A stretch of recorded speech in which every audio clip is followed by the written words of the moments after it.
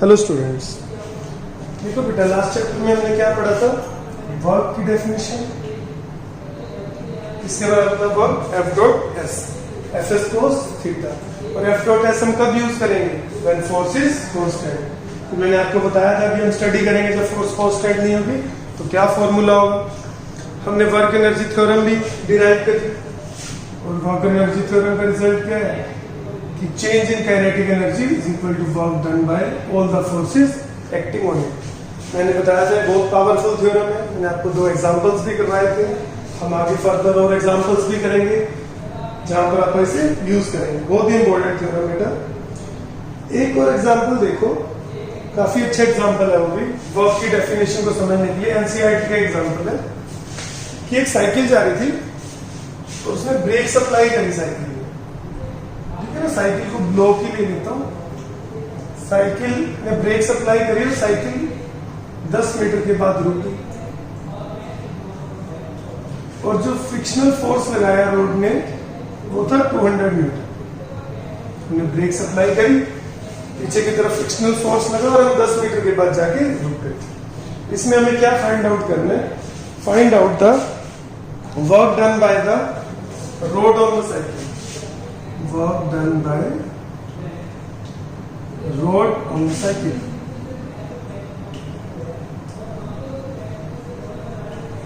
और work done by cycle on road. First part तो बड़ा सा, फ्रिक्शन पीछे लगेगा, डिस्प्लेसमेंट इधर। क्या एंगल है फ्रिक्शन और डिस्प्लेसमेंट के बीच में? 180 डिग्री का। तो वर्क डन क्या होगा? Minus F S, minus 2000। अभी आप सोचना वीडियो पॉज करके कि work done by the cycle on the road कितना होगा। मोस्टली आपका आंसर आएगा प्लस 2000 जूल। ये आंसर बेटा गलत। ओके, कोई न्यूटन थर्ड लॉ थोड़ी ना लगेगा वर्क डन पे कि उसने उस पर इतना वर्क किया तो वो भी उस पर उतना वर्क करेगा अपोजिट डायरेक्शन में, या वो नेगेटिव था तो वो पॉजिटिव।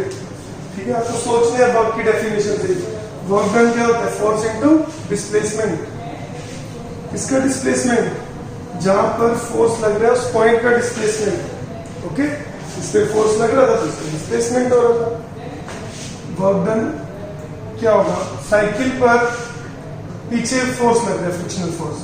साइकिल रोड पर किधर लगाएगी? आगे की तरफ। ये तो न्यूटन थर्ड लॉ से आ गया कि साइकिल पर पीछे फोर्स लग रहा है तो साइकिल रोड पर आगे की तरफ लगाएगी 200। बट बेटा रोड मूव तो नहीं हो रही, रोड के पार्टिकल्स भी मूव नहीं हो रहे, रोड तो रेस्ट पर है, तो रोड का डिस्प्लेसमेंट कितना है? 0। तो work done by the cycle on the road क्या होगा? 0। ओके, बहुत ही अच्छा एग्जांपल है, इसको ध्यान रखो। ओके, कि डिस्प्लेसमेंट भी होना चाहिए जिस पर फोर्स लग रहा है। रोड पर फोर्स तो लग रहा है बट रोड का डिस्प्लेसमेंट नहीं है। ओके, फिर नेक्स्ट टॉपिक बेटा काइनेटिक एनर्जी को एक बार थोड़ा सा डिस्कस कर लो। आपको पता है काइनेटिक एनर्जी का क्या फॉर्मूला होता है? Half m square. डेफिनेशन क्या होती है कि the energy possessed by a body by virtue of its motion. कि एक बॉडी के पास एनर्जी होना because of its motion, that energy is called kinetic energy. तो देखो काइनेटिक एनर्जी है, इसको बेटा m से मल्टीप्लाई कर दो, m से डिवाइड कर दो,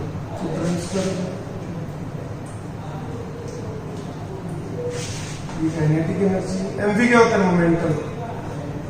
तो एक बड़ा ही पावरफुल फॉर्मूला, बहुत यूजफुल फॉर्मूला कि काइनेटिक एनर्जी क्या होती है? p square by 2m। मैं आपको इसका यूज बताऊंगा अभी थोड़ी देर में।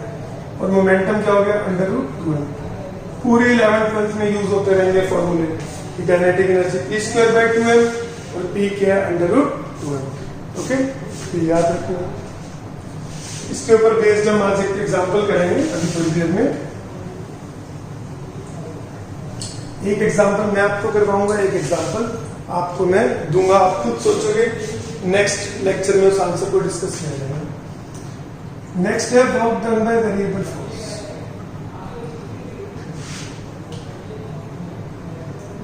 मतलब फोर्स कांस्टेंट नहीं। तो क्या होता है बेटा? F dot D S. Okay, छोटा सा वर्क छोटे से डिस्प्लेसमेंट के लिए टोटल वर्क क्या हो जाएगा, इंटीग्रेशन dw का इंटीग्रेशन टोटल वर्क, ये हमारे पास work done by variable force का फॉर्मूला आ गया F dot D S. Okay, इसको भी यूज करेंगे भी हम एग्जांपल में। एक एग्जांपल एनसीईआरटी में दे रखा है, वो आप खुद से करना इसी टॉपिक में, work done by variable force में। एग्जांपल ये है बेटा कि फोर्स लग रहा है 5x इन x direction, positive x direction, ठीक है। अपने को वर्क डन निकालना है, find out work done in taking the body from x equal to 2 meter to x equal to 4 meter।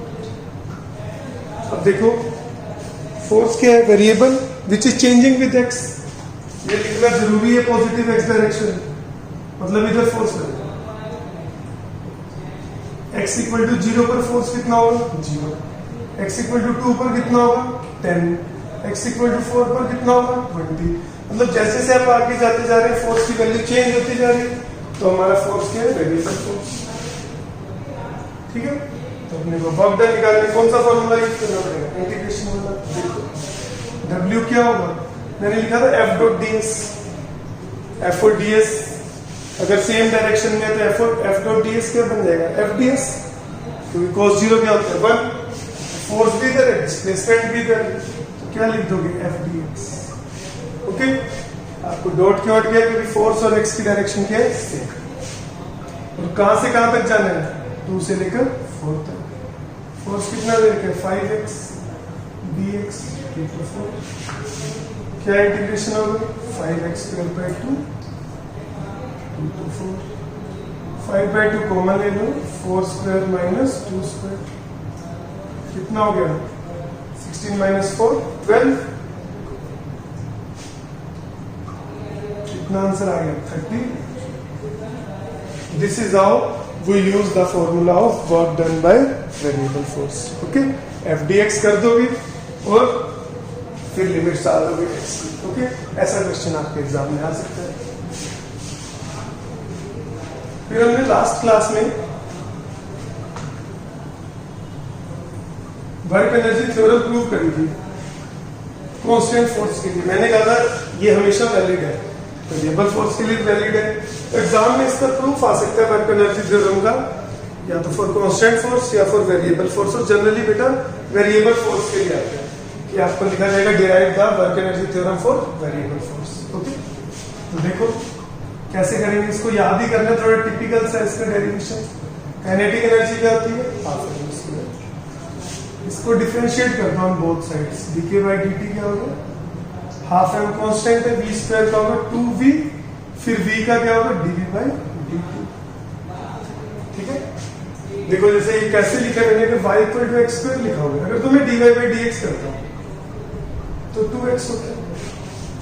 But अगर मैं dy बाई dt करता हूं बेटा, तो पहले x स्क्वायर का 2x, फिर x का क्या होगा, dx बाई dt। ओके, यहां पर भी dx आना था, पर नीचे भी dx बाई dx कट जाता है। अगर x के रिस्पेक्ट में करोगे तो सिर्फ 2x, किसी और वेरिएबल के रिस्पेक्ट में करोगे तो पहले x स्क्वायर का 2x, फिर x का क्या होगा, dx by dt।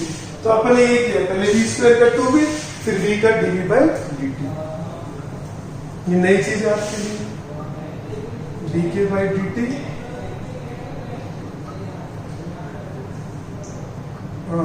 mv dv by dt। ठीक है, इसको v को लिख लो बच्चे, dv बाई dt को लिख लो a, v को लिख लो dx बाई dt।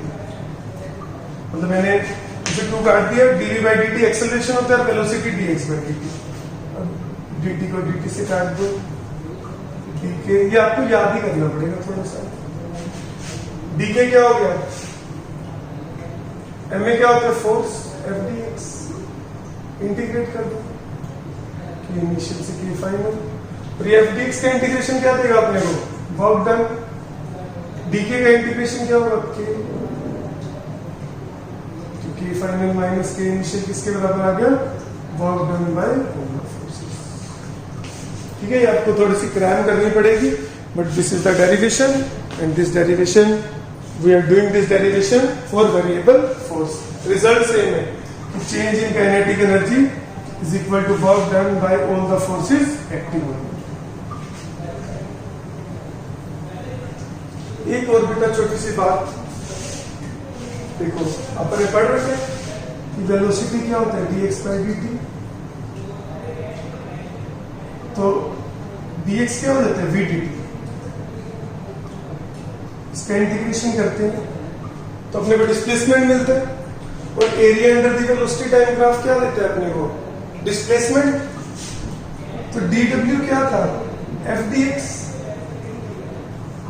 इससे कंपेयर करो, vt ग्राफ का एरिया क्या देता था, डिस्प्लेसमेंट। fx ग्राफ का एरिया क्या देगा, वर्क। तो ये लाइन नोट कर लेना, area under the force position या force displacement graph gives us work. Okay, I am repeating, area under the force displacement graph gives us work. Okay, इसके ऊपर बेस्ड एग्जांपल है, जो जिस एग्जांपल की मैं बात कर रहा था एनसीईआरटी में, वो आप खुद से सॉल्व करोगे। और ये चीज भी हमेशा याद रखना, एरिया के लिए मतलब मान लो ऐसा आपको दे दिया fx,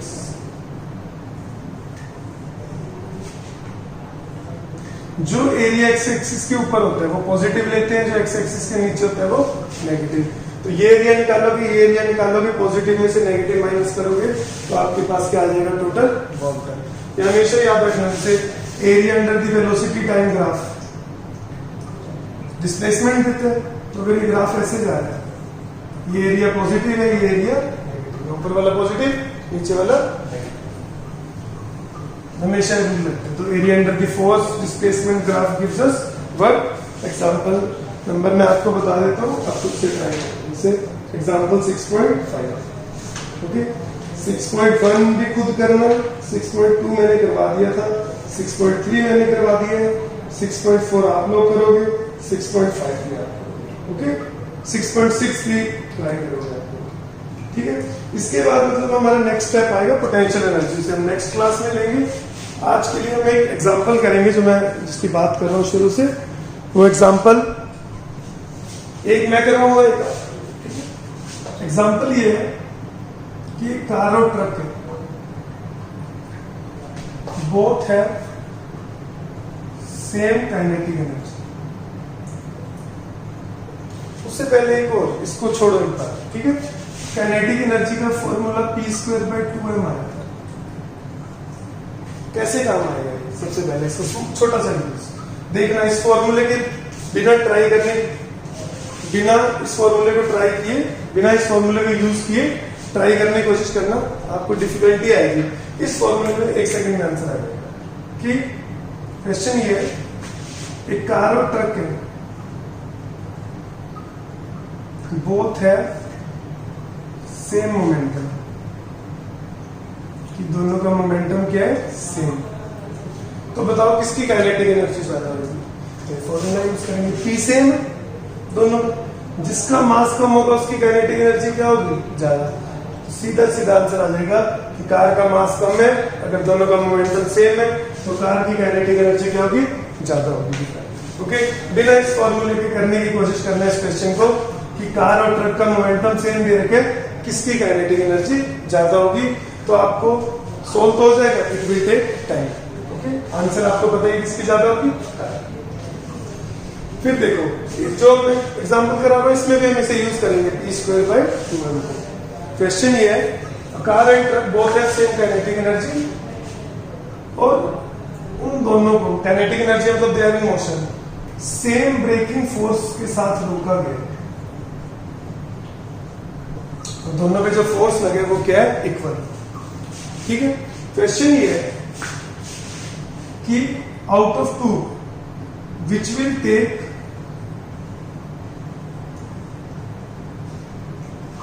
less time to stop, कि कौन स्टॉप करने में, रुकने में ज्यादा टाइम लेगी या कम टाइम लेगी, and which will have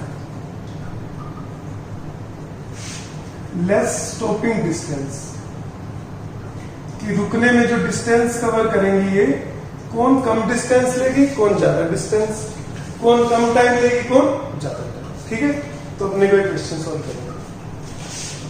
okay, तो देखो क्वेश्चन नोट कर लेना आप लोग। फोर्स सेम दे रखे और क्या दे रखे हैं, both have same kinetic energy. Okay, तो देखो पहले हम 3 फॉर्मूलाज यूज करेंगे इसके लिए।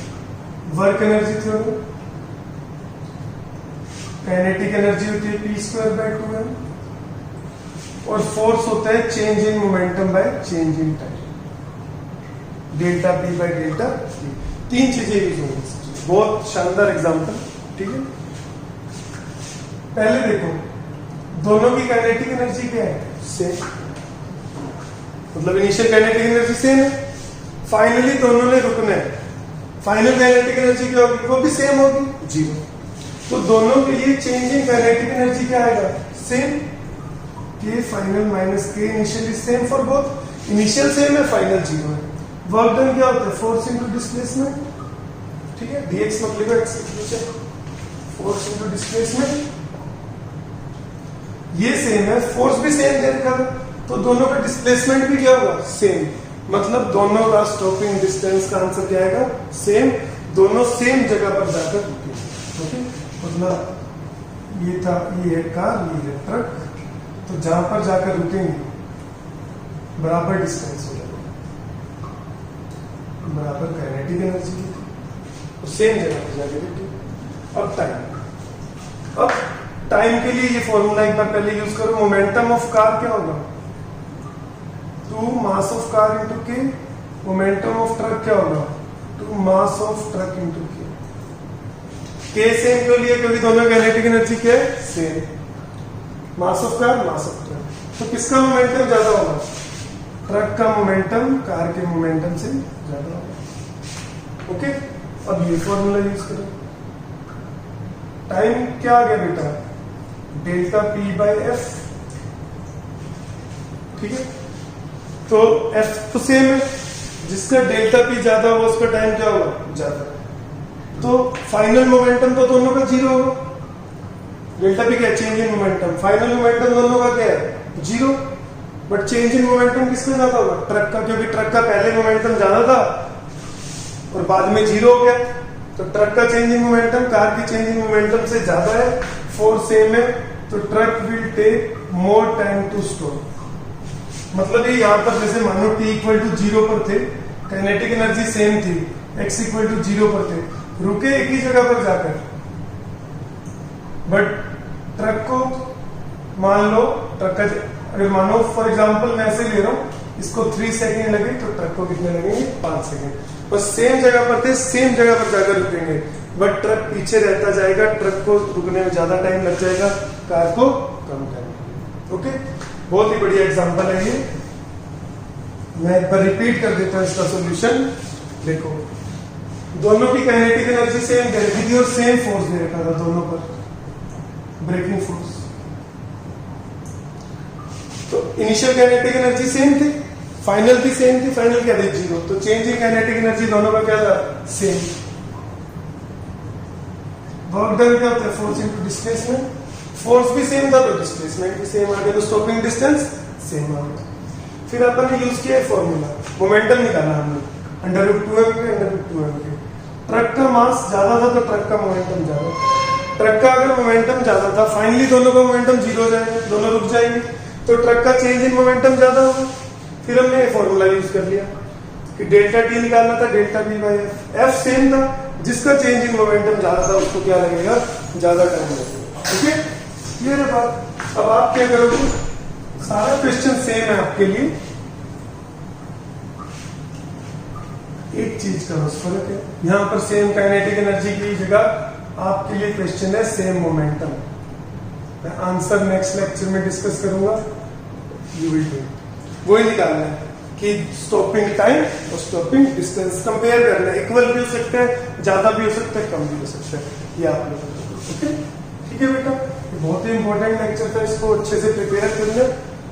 And in next class we will discuss potential energy. Okay, thank you.